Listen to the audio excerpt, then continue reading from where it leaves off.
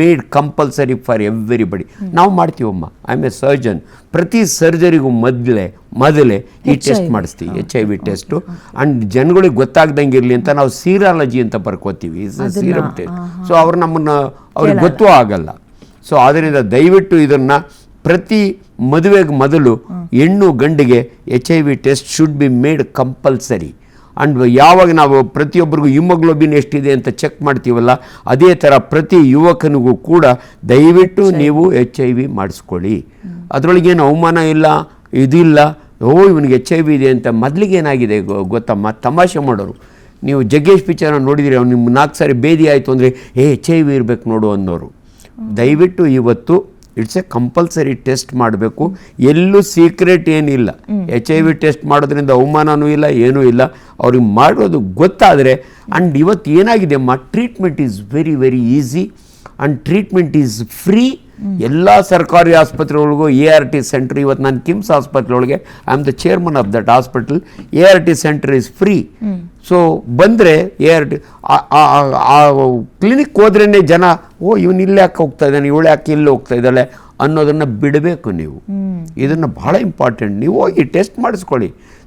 Today unfortunately ಮೊದಲಂಗೆ ಮುಜುಗರ ಇದು ಏನೂ ಇಲ್ಲ. ಜನ they will have free sex. And ನೀವು ಹೇಳ್ದಂಗೆ ಆ್ಯಪ್ಸ್ ಬಂದ್ಬಿಟ್ಟು they will have free contacts. But ಆಗಲಿ, ಏನು ಮಾಡೋಕ್ಕಾಗಲ್ಲ. ಬಟ್ ಅದರಿಂದ ಪ್ರೊಟೆಕ್ಟ್ ಆಗಬೇಕಲ್ಲ. ಅನ್ಫಾರ್ಚುನೇಟ್ಲಿ ಒಂದು ಕಾಲೇಜ್ ಡೇಸ್ನೊಳಗೆ ಇದನ್ನು ಹಚ್ಕೊಂಡು ಮದುವೆ ಮಾಡಿಕೊಂಡು ಆ ಹೆಣ್ಮಗಳಿಗೂ ತರಿಸ್ತಾನಲ್ಲ, ದಿಸ್ ಈಸ್ ಡೆಫಿನೆಟ್ಲಿ ಡೇಂಜರಸ್. ಅದರಿಂದ ದಯವಿಟ್ಟು HIV ಬಗ್ಗೆ ಅರಿವು ಇರಲಿ. ಟೆಸ್ಟ್ಗಳು ಮಾಡಿಸ್ಕೊಳ್ಳೋದ್ರ ಬಗ್ಗೆ ಹಿಂದೆ ಮುಂದೆ ನೋಡಬೇಡಿ. ಅದು ಇವತ್ತು ಹೋಮ್ ಟೆಸ್ಟ್ಗಳಿದ್ದಾವೆ, ಕಿಟ್ ಸಿಗುತ್ತೆ, ಮಾಡಿಸ್ಕೊಳ್ಳಿ. ಸೊ ಅದರಿಂದ ಪ್ರೊಟೆಕ್ಟ್ ಮಾಡ್ಕೊಳ್ಳಿ. ಆ್ಯಂಡ್ ಯಾರು ಇವತ್ತು ಏಡ್ಸಿಂದ ಸಾಯಲ್ಲ. ಮೊದಲೆಲ್ಲ ಏಡ್ಸ್ ಬಂದರೆ ಸತ್ತೋಗ್ತಾರೆ ಅಂತಲ್ಲ. ಇವಾಗ HIV ವೈರಸ್ ಬಗ್ಗೆ ಇನ್ನೊಂದು ನಿಮ್ಗೆ ಹೇಳ್ತೀನಿ. CD4 ಕಡಿಮೆ ಆಗುತ್ತೆ ಅಂದರೆ ನಿಮ್ಮ ದೇಹದ ಇಮ್ಯುನಿಟಿ ಕಡಿಮೆ ಆಗುತ್ತೆ, ಫೈಟಿಂಗ್ ಕಡಿಮೆ ಆಗುತ್ತೆ. ಆ್ಯಂಡ್ ನೀವು ಯಾವುದೋ ಒಂದು ಸಣ್ಣ TBಯಿಂದ ಸತ್ತೋಗ್ಬಿಡ್ತೀರಿ. ಇದನ್ನು ನಾವು ಜನಗಳಿಗೆ ಹೇಳಬೇಕು. HIV ಒಳಗೆ ಸತ್ತೋಗೋದು not because of HIV virus ನಿಮ್ಮ ದೇಹನ ಯಾವ ಮಟ್ಟಕ್ಕೆ ತರುತ್ತೆ ಅಂದರೆ ನೆಗಡಿಯಿಂದ ಸತ್ತೋಗ್ಬಿಡ್ತೀರಿ. ಸಿಂಪಲ್ TBಯಿಂದ ಇವತ್ತು ಯಾರು TBಯಿಂದ ಸಾಯಲ್ಲ. ಆದರೆ HIV ಇದ್ದವನಿಗೆ TB ಬಂದರೆ ದಿ ಡೈ ಆಫ್ TB. ಇದು ಬಹಳ ಜನಕ್ಕೆ ಗೊತ್ತಿಲ್ಲ. HIV ಬಂದರೆ ಏಡ್ಸ್ ಬಂದರೆ ಸತ್ತೋಗ್ಬಿಡ್ತಾರೆ. ಇದನ್ನ ನಾನು ಕೇಳಬೇಕು. ಡೆಫಿನೆಟ್ಲಿ ಬರೀ HIV ಬಂದೇ ಸತ್ತೋಗಿರೋರು ಇದ್ದಾರೆ. ಇದು ಸೇಮ್ ಲೈಕ್ ಕರೋನಾ ಆದಂಗಾಯ್ತು. ಬರೀ ಕರೋನಾದಿಂದ ಸಾಯ್ತಾ ಇಲ್ಲ, ಕರೋನಾ ಕಾಂಪ್ಲಿಕೇಶನ್ಸ್ ಇಂದ ಸಾಯ್ತಾ ಇದ್ದಾರೆ ಅಂತ. HIVನೂ ಹಾಗೆ. ಎಸ್ ಡಾಕ್ಟ್ರೆ, ಬರ್ತೀನಿ ನಾನು. ಡಾಕ್ಟರ್ ಚೈತ್ರ ಮೇಡಮ್, ಧ್ವನಿ ಕೇಳಿಸ್ತಾ ಇದೆಯಾ? ಇದೆಷ್ಟು ಆತಂಕಕಾರಿ. ಯೂತ್ಸ್ ಎಲ್ಲ ಈ HIV ಜಾಸ್ತಿ ಆಗ್ತಾ ಇರೋದು. ಅಂಡ್ ಇದ್ರ ಜೊತೆಗೆ ಒಂದು ಪ್ರಶ್ನೆ ಹಾಕ್ಬಿಡ್ತೀನಿ ನೋಡ್ರಿ. ಈ 90s ಅಲ್ಲೆಲ್ಲ ಏನಾಗ್ತಾ ಇತ್ತು ಅಂದ್ರೆ ಬಿಡಿ, ಅವ್ರಿಗೇನು ಗೊತ್ತಾಗ್ತಿರ್ಲಿಲ್ಲ, ಹೇಗೆ ಪ್ರೊಟೆಕ್ಟ್ ಮಾಡ್ಕೋಬೇಕು ಗೊತ್ತಾಗ್ತಿರ್ಲಿಲ್ಲ ಅಂತ. ಬಟ್ ಈಗಿನ ಮಕ್ಳು ಹಂಗಲ್ಲ, ಚಿಕ್ಕ ಪುಟ್ಟದಕ್ಕೂ ಗೂಗಲ್ ಮಾಡ್ತಾರೆ. ಅಂತ ಮಕ್ಕಳು ಎಲ್ಲ ಗೊತ್ತಿರುವಂಥದ್ದು ಈ ಅನ್ಪ್ರೊಟೆಕ್ಟೆಡ್ ಸೆಕ್ಸ್ ಮಾಡಿದ್ರೆ ಅಥವಾ ದೈಹಿಕ ಸಂಪರ್ಕ ಹೊಂದಿದ್ರೆ ಈ ರೀತಿಯಾಗಿ ಏಡ್ಸ್ ಬರುತ್ತೆ ಅಂತ ಗೊತ್ತಿದ್ರು ಕೂಡ, HIV ಬರುತ್ತೆ ಅಂತ ಗೊತ್ತಿದ್ರು, ಇಂಥ ಎಡವಟ್ಟಿಗೆ ಯಾಕೆ ಮುಂದಾಗ್ತಾ ಇದ್ದಾರೆ ಅಂತ ಅನ್ಸುತ್ತೆ ಮೇಡಮ್? ಮೇನ್ ಆಗಿ ಸರ್ ಹೇಳ್ದ ಹಾಗೆ ಈಗ ಎಲ್ಲ ನಮ್ಗೆ ಫೀಸಿಬಿಲಿಟಿ ಜಾಸ್ತಿ ಆಗಿದೆ. ಎಲ್ಲ ಅವರ ಪಾಮ್ ಅಲ್ಲಿ ಇದೆ. ಮುಂಚೆ ಆದ್ರೆ ನಾವೇನೇ ಇನ್ಫಾರ್ಮೇಶನ್ ಬೇಕಿದ್ರು ಇಲ್ಲ ಇವ್ರಿಗೆ ಬೇರೆ ತರ ಅಟ್ರಾಕ್ಷನ್ಸ್, ಬೇರೆ ಇಂಪಾರ್ಟೆಂಟ್ ವಿಷಯ ತಿಳ್ಕೊಬೇಕಾದ್ರೂ ನಾವು ಎಲ್ಲಾದ್ರೂ ಕಂಪ್ಯೂಟರ್ ಸೆಂಟರ್ ಅಲ್ಲೆಲ್ಲ ಹೋಗ್ತಾ ಇದ್ವಿ ಅವಾಗ 90s ಅಲ್ಲಿ. ಇವಾಗ ಎಲ್ಲಾ ಇನ್ಫಾರ್ಮೇಶನ್ ನೀವು ಹೇಳ್ದಾಗೆ everything is in their palm. So ಆಮೇಲೆ ಮುಂಚೆ ಸ್ವಲ್ಪ ಕ್ಲೋಸ್ಡ್ ಎನ್ವೈರನ್ಮೆಂಟ್ ಇರ್ಲಿಲ್ಲ ಜಾಸ್ತಿ.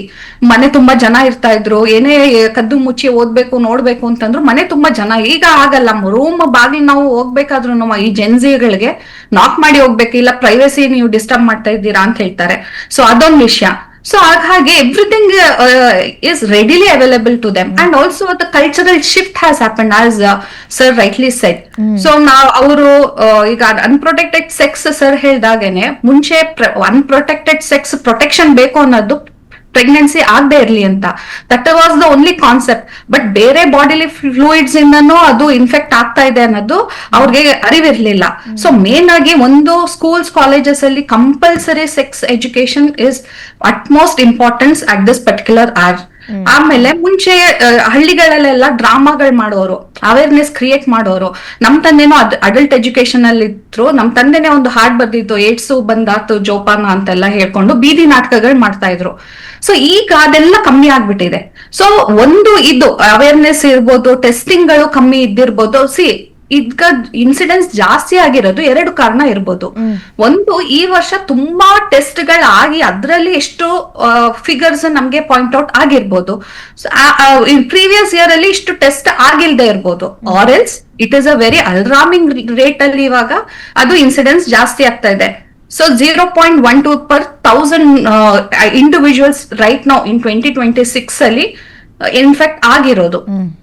So as sir rightly said, testing is very important. ಮುಂಚೆ ಹೇಗೆ ನಾವು ಬೇರೆ ಎಲ್ಲಾ ಟೆಸ್ಟ್ ಗಳು ಮಾಡಿಸ್ಕೋತೀವಿ, ಕರೋನಾದಲ್ಲಿ ಏನಾಯ್ತು, ನಮ್ಗೆ ಫ್ರೀಕ್ವೆಂಟ್ ಟೆಸ್ಟಿಂಗ್ ಇಂದ ನಮ್ಗೆ ಅದನ್ನ ಕಮ್ ಮಾಡಕ್ ತುಂಬಾ ಹೆಲ್ಪ್ ಆಯ್ತು. ಸೊ ರೈಟ್ ವೇ ಇಸ್ ಎಲ್ಲಾ ಕಾಲೇಜ್ಗಳಲ್ಲಿ, like may be from PU also, because ನಾವು kids are at a very early age, they are very active in sex.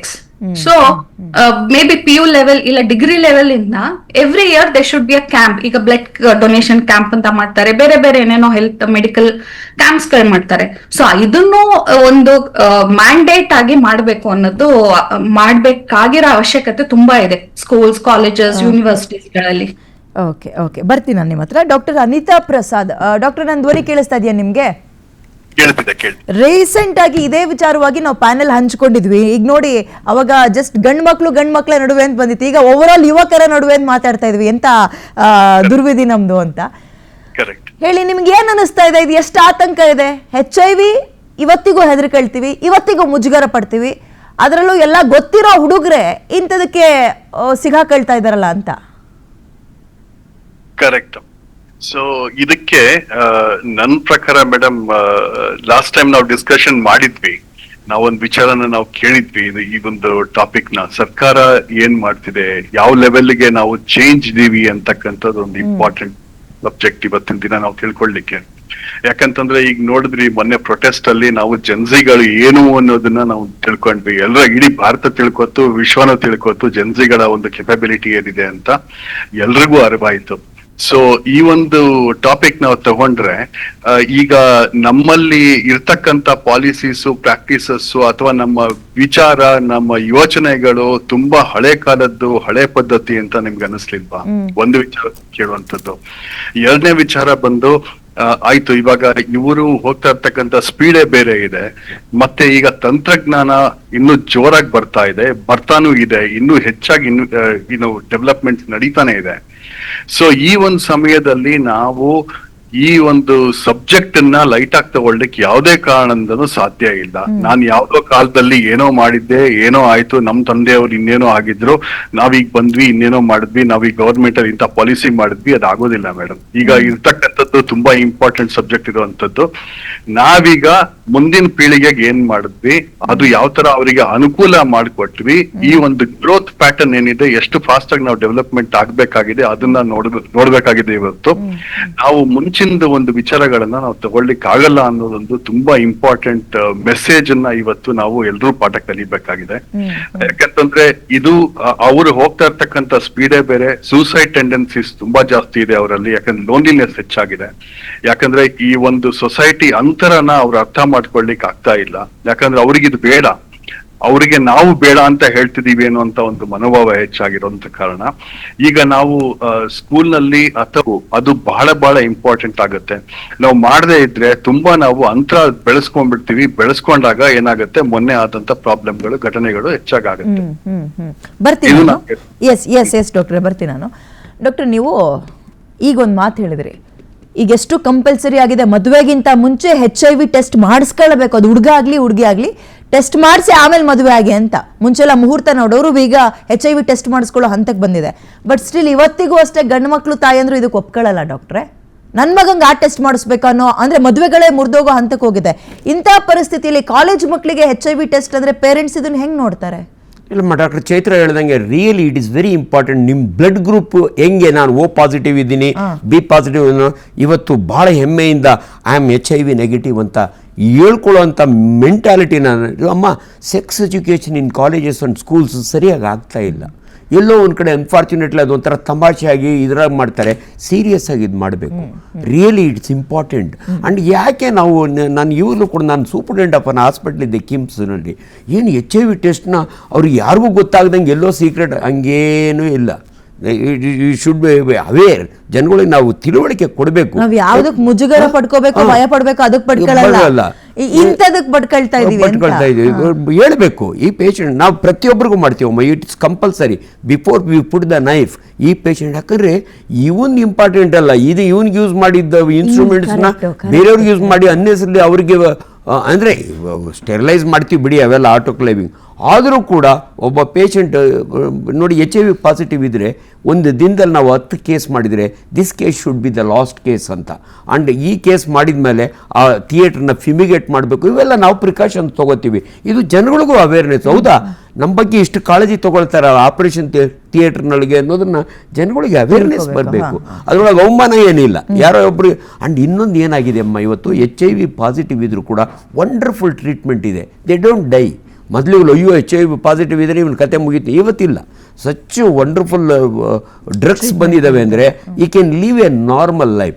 Only thing ಇವರಿಂದ ಬೇರೆಯವ್ರಿಗೆ ಬರೋದನ್ನ ತಪ್ಪಿಸೋದೇ ನಮ್ಮ ಕರ್ತವ್ಯ.